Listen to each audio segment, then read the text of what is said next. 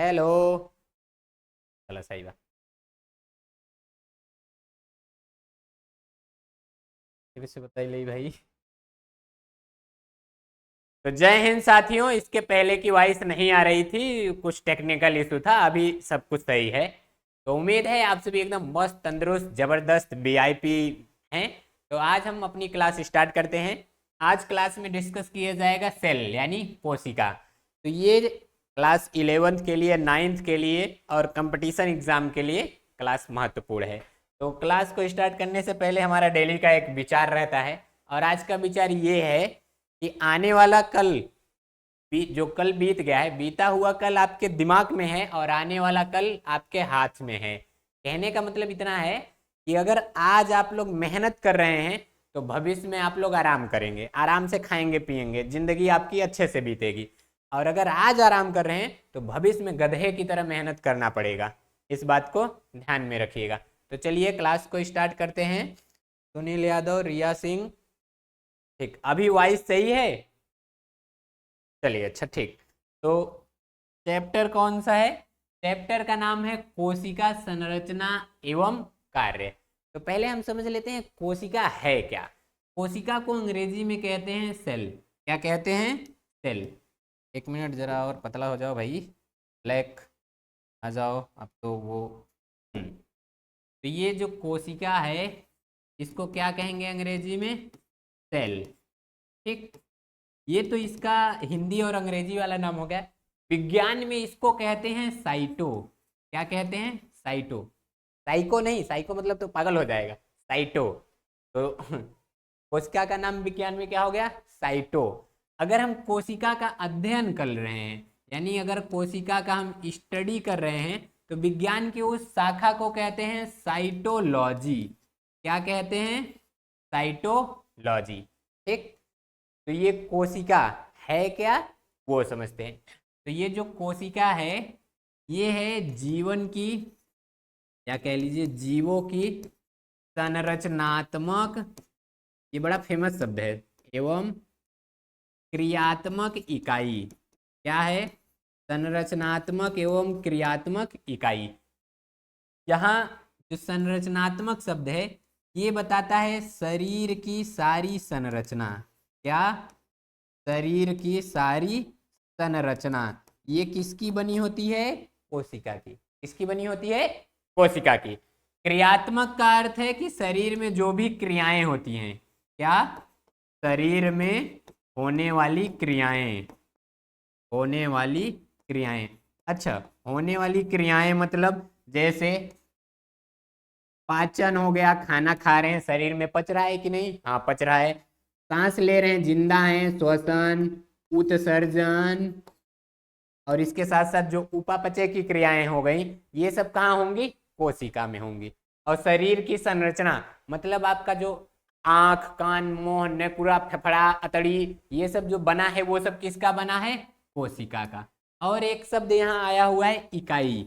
इकाई का मतलब होता है किसी भी बड़े भाग का वो छोटा भाग जिससे कि वो मिलकर बना हो। जैसे बगलिया में आपको दीवार दिखाई दे रहा है, यहाँ तो नहीं दिखाई दे रहा हो। तो दीवार को अगर आप देखें तो वो किससे बना है? ईटा से। तो बहुत सी ईंट को जब जोड़ दिए, सीमेंट बालू लगा दिए, बन गया दीवार। तो उसी तरह जब बहुत सी कोशिकाओं को जोड़ देते हैं तो वो क्या बना लेते हैं? देखिए, जो कोशिका रहेगी ये बहुत सी कोशिका से मिलकर बन जाएगी ऊतक। क्या बन जाएगी? ऊतक यानी टिश्यू। अब जो टिश्यू है ये कहता है हम कोशिका से कम थोड़ी हूं, जब वो सबको मिलाकर ऊतक बना दे रही तो हम आपस में मिलकर कुछ नया बना दूंगी। कहेगा वाह क्या बात है। तो ये बन जाता है ऊतक तंत्र। ऊतक मिलकर क्या बना लेता है? ऊतक तंत्र। और बहुत से ऊतक तंत्र मिलकर बना लेते हैं अंग। अंग यानी कि आर्गन। ठीक। और आर्गन मिलके क्या बनाएंगे? Argon system. तो ये बना लेता है अंग तंत्र। क्या बना लेता है? अंग तंत्र। और अंग तंत्र मिलकर बना लेते हैं एक को शरीर को। किसको? शरीर को। जैसे एक शरीर में आप खुद को ले लीजिए, अब आप में बहुत से अंग तंत्र अंग पाए जाते हैं कि नहीं?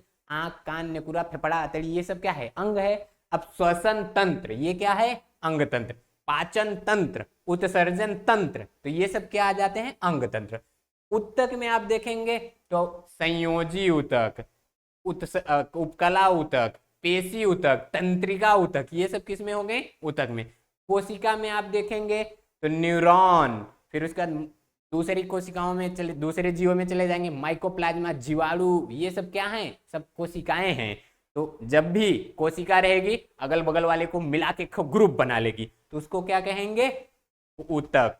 जैसे अगर बहुत से लोग हैं तो आपस में सबको मिलाकर एक नया संगठन बना लेते हैं कि नहीं, तो उसी तरह कोशिका मिलके क्या बनाएगी? ऊतक। ऊतक ऊतकों से मिलकर क्या बनाएगा? ऊतक तंत्र, फिर अंग, उसके बाद अंग तंत्र, उसके बाद क्या बनेगा? शरीर। तो ये देखिए, ये है बायोलॉजी। कोशिका के अध्ययन को क्या कहेंगे? साइटोलॉजी। बोलो क्या कहेंगे? साइटोलॉजी। और ऊतक के अध्ययन को हिस्टोलॉजी। तो वो ऊतक चैप्टर में पढ़ा जाएगा। ठीक। अब अच्छा, साइटोलॉजी का जनक किसे कहा जाता है? तो ये कहा जाता है, जल्दी जल्दी कमेंट करिए। हाँ, कोशिका की खोज पे अब चलते हैं, फिर वहां आपको बताते हैं। वैसे रॉबर्ट हुक को कहा जाता है। ठीक, तो ये तो लीजिए स्क्रीनशॉट इसका। अब अगला हम चलते हैं, क्या? कोशिका की खोज। चलिए हेडिंग सब लोग लिख लीजिए, डिस्कवरी ऑफ सेल, कोशिका की खोज। ठीक, डिस्कवरी ऑफ सेल। अच्छा, अभी तक इतना जितना बताया हूँ, कोई डाउट किसी को? बताइए जल्दी जल्दी। क्लास 11 का बायोलॉजी चल रहा है सुनील, 9th का बायोलॉजी है। हाँ देखो, ये जो चैप्टर है ना, आप 11th में हो तो वहाँ भी है, 9th में हो वहाँ भी है, और कंपटीशन एग्जाम का तैयारी कर रहे हो वहाँ भी है। ठीक, तो ये तीनों के लिए है सर का। हाँ तो अब जैसे देखो, 2-3 चैनल हैं, क्लासेस सब पर चलती रहती हैं। ऐसा है, यूट्यूब मैसेज किया था हम लोगों को कि सर आप इस पर काहे क्लास नहीं ले रहे हैं, तो हम कहें चलिए अब आज से क्लास स्टार्ट कर दी जा रही है इस पर। ठीक, तो कोशिका की खोज में जानिए, जो सबसे पहले फर्स्ट, यानी पहली बार जब कोशिका को खोजा गया था, तो खोजे कौन थे? तो खोजे थे रॉबर्ट हुक। कौन खोजा था? Robert Hooke. कब खोजे थे? तो ये खोजे थे 1665 ईस्वी में। कब? 1665 ईस्वी में। अच्छा, तो ये जो खोजे थे, तो पहले जान लीजिए वो थी मृत कोशिका। कैसी थी? मृत कोशिका। ठीक, और कहाँ खोजे थे? तो ये कार्क की कोशिका की खोज किए थे। इनको दिखाई दिया कि अरे मधुमक्खी के छत्ते जैसी संरचना दिखाई दी, क्या है? तो नाम दे दिया, ओहो ये कोशिका है। ठीक, तो सबसे पहले रॉबर्ट हुक किसका खोज किए? कोशिका का। कोशिका कैसी थी? मरी हुई। इसीलिए इन्हें कहा जाता है साइटोलॉजी का जनक। ठीक, जनक ऑफ साइटोलॉजी।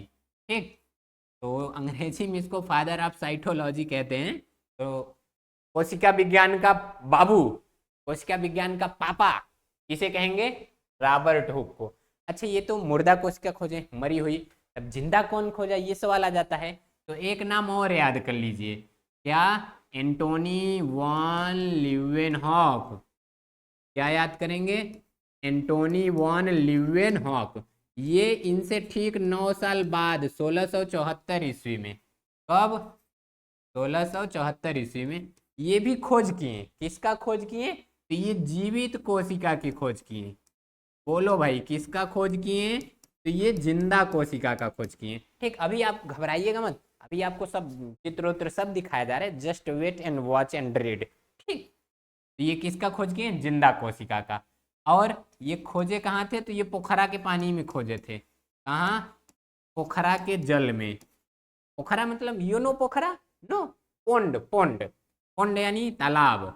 ठीक, तो यहाँ क्या लिख दे रहा हूँ? तालाब, उसी के जल में। और ये भी जान लो, ये जीवाणु का खोज कर दिए थे। वो जिसका खोजे थे वो क्या था? जीवाणु की खोज। इसीलिए इनको, जीवाणु जो है वो तो सूक्ष्म जीव है, छोटका जीव जो नग्न आंखों से दिखाई नहीं देता, तो इसीलिए इनको कहते हैं सूक्ष्म विज्ञान का जनक। इसका सूक्ष्म विज्ञान, या कह लो सूक्ष्म जीव विज्ञान। क्या? सूक्ष्म जीव विज्ञान का पापा किसको कहा जाता है? एंटोनी वॉन लीवेनहॉक को, यानी फादर ऑफ माइक्रोबायोलॉजी। बोलो जल्दी से, क्या कहा जाएगा? Father of microbiology. माइक्रोबायोलॉजी में किसके बारे में पढ़ते हैं? जो सूक्ष्म जीव हो गए, बैक्टीरिया, वायरस, इन्हीं सब के बारे में। बोलो, खोज से कोई दिक्कत नहीं। तो जिंदा कोश क्या, कौन खोजा, जल्दी जल्दी बताओ, जिंदा कोश क्या? गलत, रॉबर्ट हुक नहीं, रॉबर्ट ब्राउन। हाँ, नहीं, एंटोनी वॉन ल्यूवेनहॉक। ठीक, एंटोनी वॉन कहाँ खुल जा रहा है भाई? एंटोनी वॉन ल्यूवेनहॉक जिंदा कोश क्या खोजे, मरी हुई कोश क्या, रॉबर्ट ब्राउन। दोनों नाम में कोई दिक्कत नहीं। तो दोनों नाम याद रहेगा कि नहीं? हाँ, याद रहेगा। अच्छा, अभी तो पहली पहली बार कोशिका का खोज हुआ। अब वो जो दौर था ये वाला 1600 वाला, इस समय सब सूक्ष्मदर्शी पर, माइक्रोस्कोप पर बहुत ज़्यादा ही जोर दे रहे थे। नया नया प्रकार का, कोई कंपाउंड माइक्रोस्कोप, कोई इलेक्ट्रॉन माइक्रोस्कोप, तो कोई हेन तेन प्रकार का माइक्रोस्कोप खोज के लाता था। वो कहता था मेरे में तो 1000 गुना जूम होता है, कोई कह रहा है मेरे में तो 10 ही गुना जूम हो रहा है। तो माइक्रोस्कोप पे जोड़ दिए। अब जैसे कोशिका की खोज हो गई, अब सब कोशिका विज्ञान की तरफ कूदने लगे। तो अभी तो हम जाने कोशिका की खोज, अब हम चलते हैं कोशिका के प्रकार पर। ठीक, कोई दिक्कत इतने में? सर का घर कहाँ पर है? अरे घर वहीं से क्लास ले रहे हैं जी। ठीक ठीक। कोई दिक्कत परेशानी किसी को? इतना क्लियर है? तो चलिए, कोशिका देखिए पहली पहली बार अब बन रही है। हेडिंग क्या लिखेंगे? कोशिका के प्रकार। मेरा बड़ा हेडिंग, कोशिका के प्रकार। ठीक, तो देखिए पहली पहली बार कोशिका बनी है तो उसमें कुछ अंग बनेंगे, कुछ अंग नहीं बनेंगे, तो उसको कहते हैं प्रोकैरियोटिक। कितने प्रकार की होगी? 2 प्रकार की। कौन कौन? प्रोकैरियोटिक।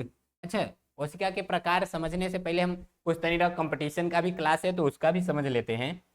ठीक, अब यहाँ सवाल आ जाता है सबसे बड़ी कोशिका कौन है? क्या सबसे बड़ी कोशिका? कंपटीशन का भी चलता रहे भाई, नहीं कंपटीशन वालों को लगेगा कह रहे मेरा तो चला ही नहीं रहे। तो सबसे बड़ा कोशिका होता है शुतुरमुर्ग का अंडा। क्या होता है? शुतुरमुर्ग का अंडा। ये जो शुतुरमुर्ग का अंडा है ना, ये 2 किलो से 5 किलो का होता है। अब सोचिए 5 किलो का अंडा अगर ऑमलेट बनाएंगे तो 1 हफ्ता आराम से पूरा फैमिली खाएगी। ठीक, तो सबसे बड़ी कोशिका शुतुरमुर्ग की अंडा। अच्छा, सबसे छोटी कोशिका, तो सबसे छोटी कोशिका है माइकोप्लाज्मा। क्या है? माइकोप्लाज्मा। ठीक, ये सबसे छोटी कोशिका है, इसे जोकर आप प्लांट किंगडम भी कहते हैं। और तो अब मानव का चलते हैं। देखिए मानव में हम क्या क्या जानेंगे? मानव में हम जानेंगे सबसे बड़ा कोशिका। क्या? तो मानव में जो सबसे बड़ी कोशिका है वो है अंडाणु। क्या है? अंडाणु। यह महिलाओं में बनता है, अंग्रेजी में इसको ओवम कहते हैं। क्लियर? अच्छा, बड़ा है तो भाई छोटा भी जान लेते हैं। तो जो छोटा छोटा है वो है शुक्राणु। क्या है? शुक्राणु, इसको अंग्रेजी में कहते हैं स्पर्म। ठीक, अब बड़े के साथ साथ यही लंबा जान लेते हैं।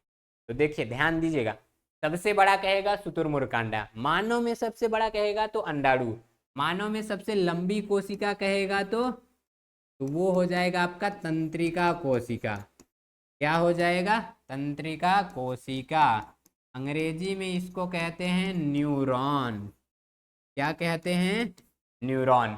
अच्छा, अब हम इन सबको ना, अभी तक आप नाम देखकर पता नहीं कैसा कैसा आप याद हो रहा होगा कि नहीं होगा, अब मैं चित्र दिखाता हूँ। तो एक बार मैं पूछता हूँ, जरा आप लोग बताइए, मैं पूछता हूँ। चलिए, सबसे बड़ी कोशिका, वेरी गुड, शुतुरमुर्ग। मानव में सबसे छोटी कोशिका शुक्राणु। मानव में सबसे लंबी कोशिका तंत्रिका कोशिका। सबसे छोटी कोशिका माइकोप्लाज्मा। मानव में सबसे छोटी शुक्राणु। Very good. Study is sweet poisoning.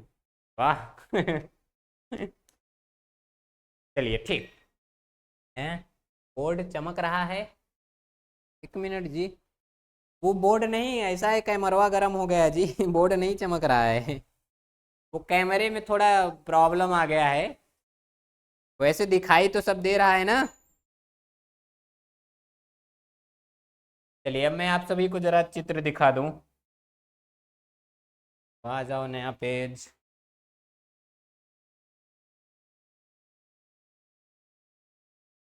बात कैला तो बड़ा छोटा, बड़ा छोटा इसी में हो गया। हाँ, चलो आ जाओ भाई, देखो। अरे इधर कर दो।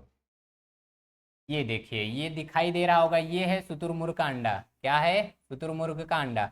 अब इसी अंडे को फोड़ के जो इसके बच्चे हैं, देखिए बाहर निकल रहा है कि नहीं? बाहर निकलते मान, मम्मी गुड मॉर्निंग, मुझे उड़ना मत सिखाना। क्लियर? ये है सबसे लंबी कोशिका, क्या कहते हैं? न्यूरॉन तंत्रिका। ठीक, क्या है? न्यूरॉन यानी तंत्रिका। अब ये देखिए, इसमें स्पर्म ओवम दोनों हैं। ठीक, ये जो है यही है ओवम। अच्छा, इसको भी एक तरफ कर देता हूँ, आ जाओ भाई। ये है माइकोप्लाज्मा। क्लियर इतना? चलिए देखिए, सबसे बड़ी कोशिका शुतुरमुर्ग का अंडा, देख रहे हैं? हाथ से पकड़ा है लेकिन हाथ के बाहर तक है। देखिए, अगर मैं यहाँ इस पेनवा को पकड़ूं तो हथवा के अंदर है, लेकिन देख रहे हैं बाहर तक है। समझ लीजिए, कम से कम 1.5 किलो का रहेगा, कम से कम। ज़्यादा से ज़्यादा 5 किलो का रह सकता है। मस्त से ऑमलेट बना के खाना। इधर देखिए, इसका ये जो खोल है उसको एकदम हटा उठा के देख रहा है वो हो, मुझको दीवार के अंदर ढक दिया था, लो मैं बाहर आ गया। ये देखो बच्चा आ गया, अब देख रहा है टुकुर टुकुर। ओ माय गॉड, अंदर में सब अंधेरा अंधेरा था, इधर सब लाइट दिखाई दे रहा है, मैं आंख बंद कर ले रहा हूँ। और ये है शुक्राणु, स्पर्म जिसको कहते हैं। क्या? स्पर्म। ये है मानव में सबसे छोटी कोशिका। ये है ओवम। क्या है? ओवम, मानव में सबसे बड़ी कोशिका। और ये है न्यूरॉन यानी तंत्रिका कोशिका। क्या है ये? न्यूरॉन, ऊपरा नाम तो लिखा है जी। ठीक, ये है तंत्रिका कोशिका। अब इसी तंत्रिका कोशिका का पूरे शरीर में जाल बना रहता है। तो जैसे मैं यहाँ हाथ, ये मेरा हाथ हो गया, तो मेरे स्किन पर इस ये तंत्रिका कोशिका के देखिए, ये जो झाड़ू के सीका की तरह सब निकला हुआ है, इसको कहते हैं डेंड्रॉइड। तो इस सीका को क्या कहेंगे? डेंड्रॉइड। अब यही डेंड्रॉइड पूरे शरीर में चारों तरफ अपना नेटवर्क बनाया हुआ है। तो जब भी आप इधर ताक रहे होते हैं, इधर मान लीजिए इसे रख दिए और तवा है, ओ माय गॉड जल गए, करेंगे तो ये जो माय गॉड जल गए, तो इन्फॉर्मेशन यहाँ से भेजेगा और यहाँ स्पाइनल कॉर्ड के बाद स्पाइनल कॉर्ड कहेगा तुरंत हटाओ, करे कहीं के तावा पे हाथ रखते हो। ठीक, तो ये शरीर में पूरा सूचना को ले जाएगा, आर्डर को देगा। जैसे आपको हाथ मोड़ना है तो यही आर्डर ले आएगा, भैया मोड़ लो हाथ। ठीक, और ये तो माइकोप्लाज्मा, सबसे छोटी कोशिका। ठीक, देखिए ये क्या है? माइकोप्लाज्मा। ये क्या है? तंत्रिका। ये शुतुरमुर्ग का अंडा। ये शुक्राणु, ये अंडाणु। मानव में सबसे बड़ी, जल्दी जल्दी बताइए, मानव में सबसे बड़ी? गलत, तंत्रिका नहीं, अंडाणु को। ठीक है, और सबसे बड़ी शुतुरमुर्ग का अंडा। सबसे छोटा कहाँ है? माइकोप्लाज्मा। मानव में सबसे छोटा शुक्राणु। ठीक, कोई दिक्कत परेशानी नहीं? काश सर कैमरा। अच्छा ठीक है जी, ठीक है, बोल देते हैं। तो चलिए बताइए, इतने में किसी को कोई दिक्कत परेशानी, घबराहट, झंझनाहट, चुनचुनाहट या इस तरह की कोई अन्य बीमारी नहीं? चलिए लास्ट में आप लोगों के लिए एमसीक्यू सवाल भी दिया जाएगा। आगे बढ़ते हैं, अगला कहाँ है आगे? तो कोशिका के प्रकार में हम देखते हैं, एक प्रोकैरियोटिक है और दूसरा होता है यूकैरियोटिक। तो कोशिका कितनी प्रकार की? प्रोकैरियोटिक और यूकैरियोटिक। बोलो जल्दी जल्दी नाम, कौन कौन सा? प्रोकैरियोटिक और यूकैरियोटिक।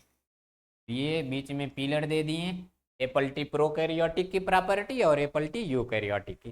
देखिए, अगर मैं इसको अंग्रेजी में लिखूं तो ये इस तरह से आएगा। तो ये अंग्रेजी के बना होता है प्रोटोस और प्लस कैरियन। इस शब्द से प्रोटोस प्लस कैरियन। प्रोटोस का मतलब होता है प्रिमिटिव। क्या होता है? प्रिमिटिव। प्रिमिटिव यानी कि प्रारंभिक, या कह लीजिए आरंभिक। क्या होगा? आरंभिक। ठीक, कैरियन का मतलब होता है न्यूक्लियस। कैरियन का क्या मतलब हो जाएगा? न्यूक्लियस। और न्यूक्लियस क्या है? तो ये कोशिका का एक अंग है, पढ़ेंगे आगे। जरा तनिक धीरज उरज नाम का चीज रखे रहिए। ठीक। यानी कि इसमें अब आप जब पहली पहली बार कोशिका बन रही है तो उसमें जो कोशिकांग रहेंगे वो पूरी तरह विकसित नहीं रहते, कुछ कोशिकांग रहेंगे कुछ नहीं रहेंगे। अब आप ही सोचिए, आपका सब आप साइकिल जब सीखने लगते हैं तो क्या साइकिल पे बैठते मान ले उड़ा दिए अभिनंदन पायलट बन जाते हैं? नहीं। मोटरसाइकिल बैठते हैं तो क्या बैठते मान मोटरसाइकिल चलाने लगते हैं? नहीं। अरे बैठेंगे, गिरेगा, उठाएंगे, फिर गिरेगा उठाएंगे, ये करेंगे, कहीं ले जाके किसी को ठोक देंगे, मान लीजिए तनी मनी आ गया तो जा रहे हैं, रास्ते में कोई लड़की बन दिखाई गई तो ले बन गए अभिनंदन पायलट। तो इस सब की एक प्रक्रिया है। तो पहले स्टार्टिंग में आप जैसे पहले दिन बैठे तो पहले एकदम अच्छे से सीख नहीं जाते, पहली पहली बार कोशिका बन रही है तो एकदम पूरी तरह फुल्ली डेवलप कंप्लीटली डेवलप तो बनेगी नहीं। इसमें होता क्या है, जो केंद्रक है वो कम विकसित रहेगा, कुछ कोशिकांग रहेंगे कुछ नहीं रहेंगे। लेकिन ये जो यूकैरियोटिक है ये बना होता है यू प्लस कैरियन से। इससे यू प्लस कैरियन, कैरियन का मतलब केंद्रक यानी न्यूक्लियस, वो उधर वो बता दिए। यू का मतलब होता है ट्रू, क्या? ट्रू। ट्रू यानी कि इसमें वास्तविक न्यूक्लियस पाया जाएगा। क्या? वास्तविक। क्या लिखाई जा रहा है भाई? वास्तविक। ठीक। तो दोनों का पहले डेफिनेशन क्लियर। मतलब अगर केंद्रक प्रारंभिक है या कह लो केंद्रक अब्सेंट है, इसमें केंद्रक नमो नहीं देते, केंद्र इसको क्या कह देते हैं? न्यूक्लियोइड। न्यूक्लियस को इसमें क्या नाम दे देते हैं? न्यूक्लियोइड। बोलो क्या नाम देते हैं? न्यूक्लियोइड। ठीक। और इसमें रहता है न्यूक्लियस नाम, कोई दिक्कत नहीं। तो इसमें कह लीजिए कि कम विकसित केंद्रक पाया जाएगा, जिसको कहेंगे आरंभिक केंद्रक इसमें पाया जाता है। और इसमें पूरी तरह से विकसित केंद्रक पाया जाएगा। इसमें केंद्रक के बाहर देखेंगे कोई आवरण नहीं, तो इसमें केंद्रक आवरण, क्या? केंद्रक आवरण। जैसे अब आप खुद ही का शरीर देख लीजिए, ये जो कपड़ा है आवरण आवरण है कि नहीं? स्किन पूरे शरीर में आवरण है कि नहीं? कवर, मोबाइल में जब कवर लगाते हैं उसी तरह इसके केंद्रकवा पर एक कवर होता है, उसी को क्या कहते हैं? केंद्रक आवरण, न्यूक्लियर मेम्ब्रेन। और प्लस केंद्रकवा का अंदरवा एक खो गोला रहता है, उसको कहते हैं न्यूक्लियोलस। ठीक। तो केंद्रक आवरण प्लस केंद्रिका, हिंदी में क्या कहेंगे? केंद्रिका।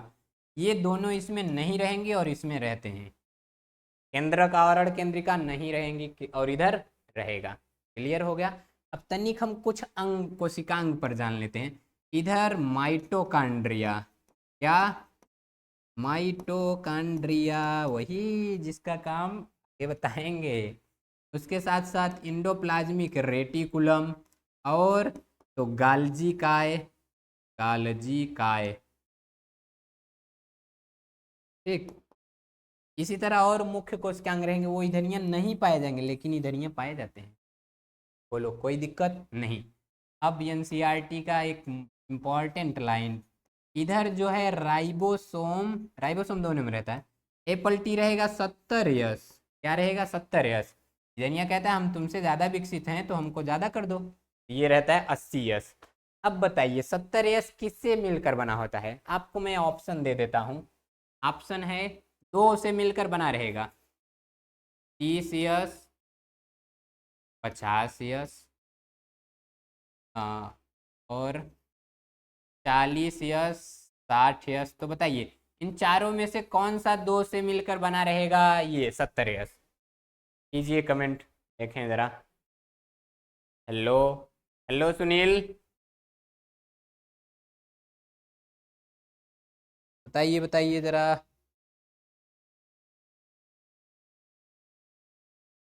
हैं? देखिए ये ना बायोलॉजी है, अब आप ये मत सोचिएगा हाँ कि बता रहा हूँ आपको। जैसे ये जो 70 यस है ये किससे किससे मिलकर बना होता है पता है? ये बना होता है 30 यस और प्लस में 50 यस। इससे 30 यस और 50 यस। अब आप ये मत सोचिए 30 और 50 जोड़ देंगे तो 80 हो जाएगा, 70 काहे हो रहा है? ये मैथ नहीं है, ये बायोलॉजी है। ठीक। समझिए, जैसे ये आपका हो गया, ये है 50 यस, क्या है? 50 यस। और प्लस में एक ये है साथ में, ये है 30 यस, क्या है? 30 यस। यहाँ से देखिए, यहाँ से यहाँ तक इसकी लंबाई जो है वो 50 स्वेडबर्ग यूनिट है और इसकी जो है वो 30 है। ठीक। अब अगर इन दोनों को मैं जोड़ दूँ, तो जोड़ूंगा तो क्या बनेगा, ये यहाँ से ऐसे आएगा और यहाँ से इधर से, और ये जो है वो भी तो ऐसे है, दोनों को जोड़ दिया। अगर उल्टा करके जोड़ता तो ये तो काफ़ी लंबा होता, लेकिन इसकी ये जो लंबाई है इसमें समाहित हो गई कि नहीं, तो थोड़ी सी कम हो गई, तो ये है 70 यस। क्या है, 70 यस। ठीक इसी तरह 80 वाला होता है इधर।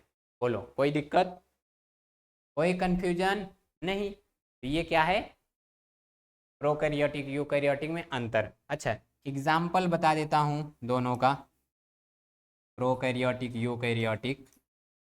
भी मैं चित्र भी आपको दिखा रहा हूँ। तो इसके जो एग्जाम्पल होते हैं वो हैं जीवाणु। क्या, जीवाणु। माइकोप्लाज्मा इसी का उदाहरण है, माइकोप्लाज्मा। इधर जो है ये अमीबा, यूग्लिना, पैरामीशियम, यूग्लिना। ठीक, पैरामीशियम, वो सब इसके एग्जाम्पल। तो मैं जरा चित्र ला के फिर समझा रहा हूँ, बताइए कोई दिक्कत इतने में। बोलो बोलो भाई, कोई दिक्कत परेशानी नहीं। चलिए, वो प्रोकैरियोटिक यूकैरियोटिक भेजा गया है कि नहीं, मैं आ गया है इसमें। अरे भाई, प्लांट एनिमल है, प्रोकैरियोटिक।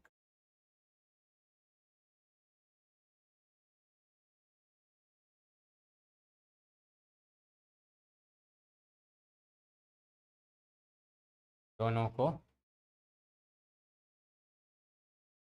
दो हैं, एक कलर में है और एक तनिक कम कलर में है, तो दोनों में से जो मस्त लगेगा वही पढ़ते हैं।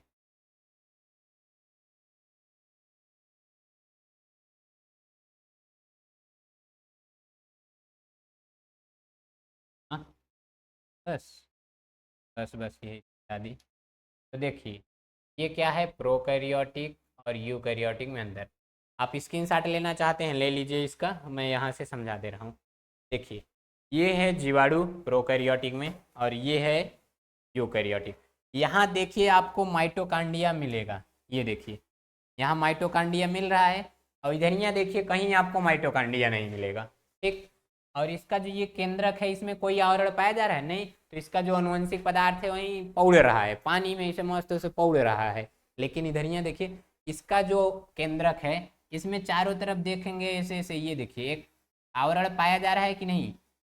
ठीक, तो ये है न्यूक्लियर मेम्ब्रेन, क्या है, केंद्रक आवरण। और इसके बीच में ये देखिए एक गोला पाया जा रहा है, इस गोलवा को कहते हैं न्यूक्लियोलस। क्या कहते हैं, न्यूक्लियोलस। हिंदी में केंद्रिका कहते हैं। बोलो क्या कहते हैं, केंद्रिका। लेकिन इधर यहाँ ऐसा कुछ नहीं पाया जा रहा है। बोलो, इधर देखो जो राइबोसोम है कहीं लिखा है कि नहीं, इधर राइबोसोम 70 और ये देखिए इसका ये बिंदी बिंदी राइबोसोम, इधर इधर टुकली टुकली राइबोसोम, तो इसका जो है ये रहेगा 80 क्या रहेगा, 80 और इसका जो है ये क्या रहेगा, 70 बोलो कोई दिक्कत नहीं।